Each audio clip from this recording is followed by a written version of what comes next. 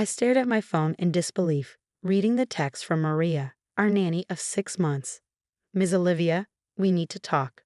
Your stepfather has been paying me to report on you, but I have proof of everything. My hands trembled as I sank into my home office chair.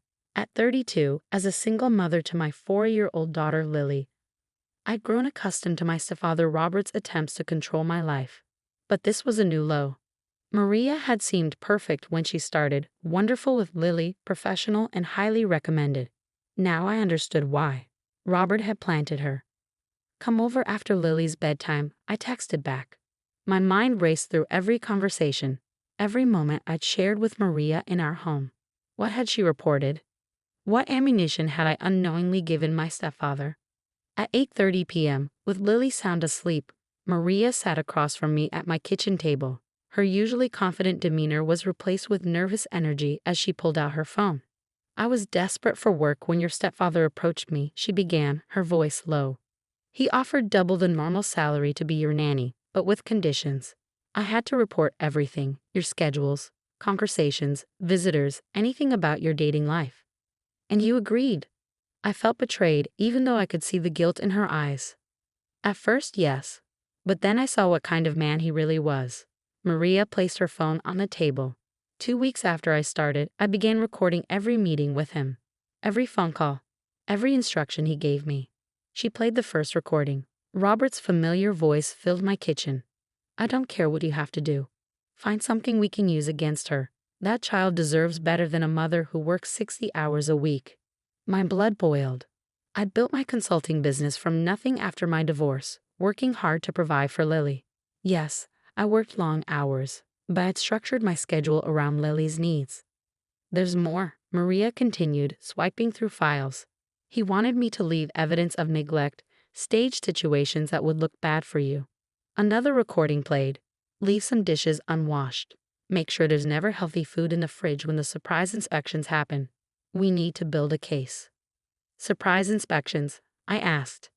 He's been sending private investigators to document your unsafe home environment.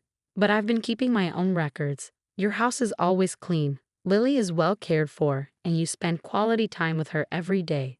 I thought about Robert, my mother's second husband, who'd entered my life when I was 12. He'd always tried to micromanage my life, believing his wealth gave him that right. When I divorced Lily's father 2 years ago, refusing Robert's demands to pursue full custody, his controlling behavior had escalated. Why are you showing me this now? I asked Maria. Because yesterday he told me his final plan. She played one last recording.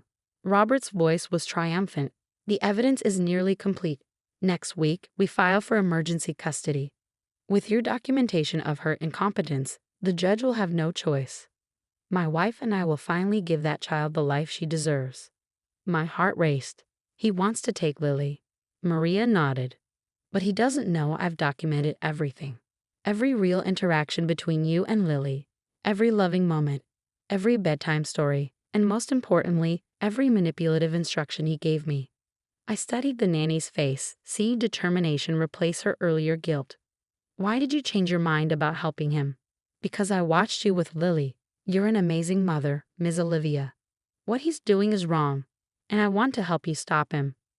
I reached for my phone, ready to call my lawyer, when a text from Robert appeared. Hope you're ready for some changes. See you in court next week. Looking at Maria, I asked, will you testify about all of this? I've already organized all the evidence. Every recording is time-stamped and backed up. He never suspected I was working against him because I kept sending him the reports he wanted. They just happened to be completely truthful about what a good mother you are. For the first time in months, I felt hope. Robert had finally overplayed his hand. We need to move quickly, I said, already drafting an email to my lawyer. He'll try to discredit you once he realizes what's happening. Maria smiled grimly. Let him try. The truth is all on these recordings. And wait until you hear what he said about the judge he's trying to bribe. Robert thought he'd found the perfect spy. Instead, he'd given me exactly what I needed to end his interference in our lives forever. The next week would change everything, just not in the way he planned. The following days were a blur of legal preparations and strategy meetings. My lawyer, Amanda Chin, couldn't believe our luck with the evidence Maria had collected. This is more than just attempted custody interference, Amanda said, reviewing the recordings. We're looking at potential criminal charges for attempted bribery of a court official. We were in her office, listening to Robert's most damning conversation. Judge Peterson owes me. Once I make another donation to his re-election campaign, he'll see things our way. No judge would leave a child with a mother who's never home. Maria sat beside me, providing context for each recording. He made that call right after telling me to start documenting every minute Ms. Olivia spent working. He wanted me to exaggerate her absence. But you didn't, I said, still amazed by her loyalty. No, I kept accurate records instead. You work from home 3 days a week, have breakfast and dinner with Lily every day, and never miss her important moments. The truth was your best defense. Just then, my phone buzzed. It was my mother, Robert's wife. Olivia. What's this I hear about you threatening Robert? He's only trying to help. I put the phone on speaker. Mom, do you know what your husband has been doing? Trying to protect his granddaughter. You're always working, always on your phone. Robert says. Robert paid my nanny to spy on me, I interrupted. He's trying to bribe a judge to take Lily away from me. Silence filled the line. Then, that's ridiculous. He would never. Amanda nodded, and I played one of the recordings. My mother gasped as she heard her husband's voice plotting against her daughter. There's more, I said softly. Hours more. Would you like to hear how he plans to use your money to fund this scheme? Or how he's been having me followed? I need time to think, my mother whispered before hanging up. Amanda started organizing papers. We're filing for an emergency protective order. Based on these recordings, we can prove harassment and attempted parental alienation. He won't take this well, Maria warned. He's used to getting his way. As if on cue, my phone lit up with a text from Robert. Just heard you're spreading lies about me. Remember who paid for your first car, your college. Don't make me your enemy. I showed the message to Amanda, who added it to her growing file. Classic intimidation. He's digging his own grave. That evening, while Maria stayed with Lily, I met my mother at a cafe. She looked tired, her usually perfect makeup slightly smudged. I confronted him, she said, stirring her untouched coffee. He said it was all taken out of context, that he was protecting Lily from your neglect. And you believe him? She pulled out her phone, playing a recording of her own. Robert's voice filled our quiet corner. Of course I paid the nanny. Someone needs to document how unfit Olivia is. Once we have custody, we can raise Lily properly. Your daughter never deserved to be a mother. I recorded him without knowing about your evidence, my mother said, her voice breaking. I needed to know the truth. I reached across the table, taking her hand. Help us stop him, Mom. She squeezed my hand back. I already called my lawyer this morning. I'm filing for divorce. Meanwhile, Maria had been documenting Robert's increasing attempts to contact her. He'd offered more money, then resorted to threats when she stopped responding. Delete everything and stick to the plan, his last message read, or you'll never work in childcare again. But Maria hadn't worked as a nanny for 15 years to be intimidated. She'd already contacted her previous employers, warning them about Robert's potential interference. My reputation is built on honesty and care, she told me. His threats only proved we're doing the right thing. Amanda filed our paperwork the next morning. By afternoon, Robert was served with both the protective order and notice of our countersuit regarding his interference.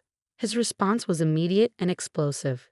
He showed up at my house, ignoring the protective order, only to find police waiting. Maria had called them the moment his car appeared on our street.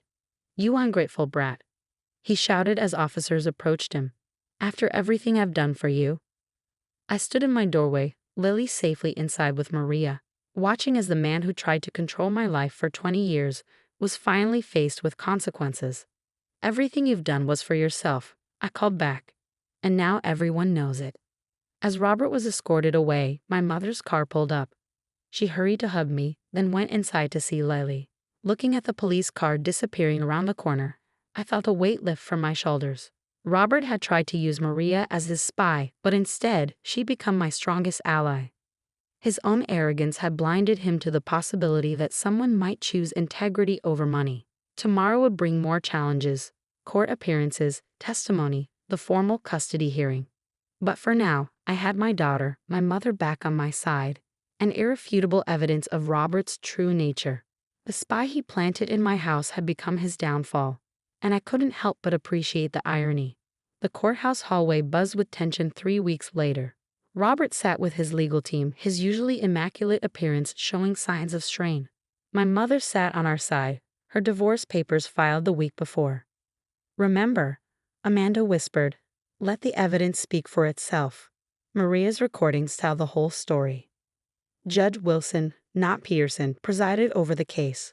Robert's attempted bribery scheme had been exposed, leading to a separate investigation.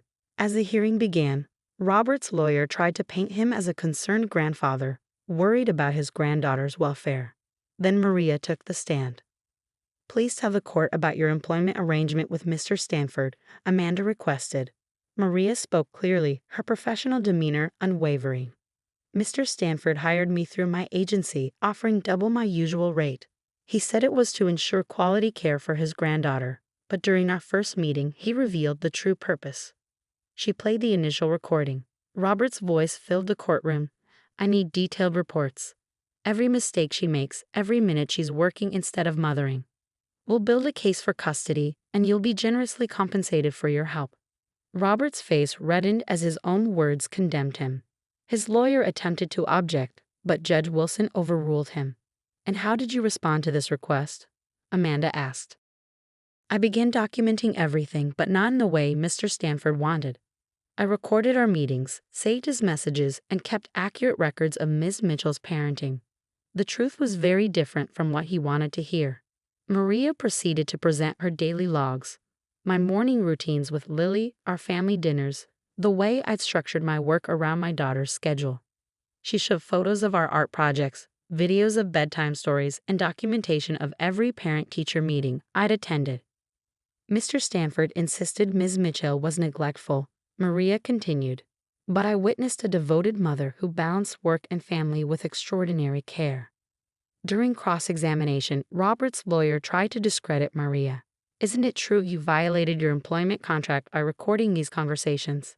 "My contract requires me to report any attempts to harm my charges or their families," Maria replied calmly. "Mr. Stanford's actions posed a direct threat to Lily's well-being and family stability. I acted according to my professional ethics." When Robert took the stand, his testimony unraveled quickly. Under Amanda's questioning, he couldn't explain away his recorded conversations about bribing Judge Peterson or his instructions to fabricate evidence. "I was protecting my granddaughter," he finally exploded. "Olivia works too much. She lives in a modest house. Lily deserves better." "Better than a mother's love," Judge Wilson interrupted. "Better than stability and honest work." The judge's tone made it clear where this was heading. My mother testified last, presenting her own recordings and describing how Robert had manipulated her perception of my parenting. "I was wrong to doubt my daughter," she said, her voice thick with emotion. "Robert convinced me that his wealth and influence meant he knew best. I've never been more ashamed of my choices." Judge Wilson's ruling was decisive. Not only did she dismiss Robert's custody petition, but she also granted a permanent restraining order protecting both Lily and me. Furthermore, she referred the evidence of attempted bribery to the district attorney's office. "Mr. Stanford," she concluded, "this court finds your actions to be a disturbing abuse of power and resources. You attempted to destroy a healthy family relationship for your own control. That stops today." Outside the courthouse, Maria hugged me tightly. "It's really over," she whispered. "Will you stay on as Lily's nanny?" I asked. "I understand if you want to move on after all this." She smiled warmly. "Try to get rid of me. Lily and you are family now." My mother approached hesitantly. "The house feels too big now that Robert's gone. Maybe I could visit more often. Get to know my granddaughter properly this time." "We'd like that," I replied, watching Lily show Maria her new drawing. That evening, as Maria prepared to leave, she handed me a final recording. "I saved this one for after the trial," she said. "It's different from the others." Later, after Lily was asleep, I played it. It was a compilation of moments Maria had captured over her months with us. Lily's laughter during our dance parties, my voice reading bedtime stories, our silly songs while making breakfast. The everyday magic of our life that Robert had tried to destroy. I sent Maria a text. Thank you for seeing the truth worth protecting. Her reply came quickly. Thank you for showing me what real family looks like. Robert had wanted a spy to destroy my family. Instead, he'd given me an ally who helped make it stronger. As I checked on Lily one last time, I smiled at the irony. Our modest house was full of more love and loyalty than his mansion had ever known. Sometimes the best revenge isn't revenge at all. It's living well, surrounded by people who choose truth over power and love over control. Robert's perfect spy had turned out to be perfectly imperfect for his plans and perfectly perfect for ours.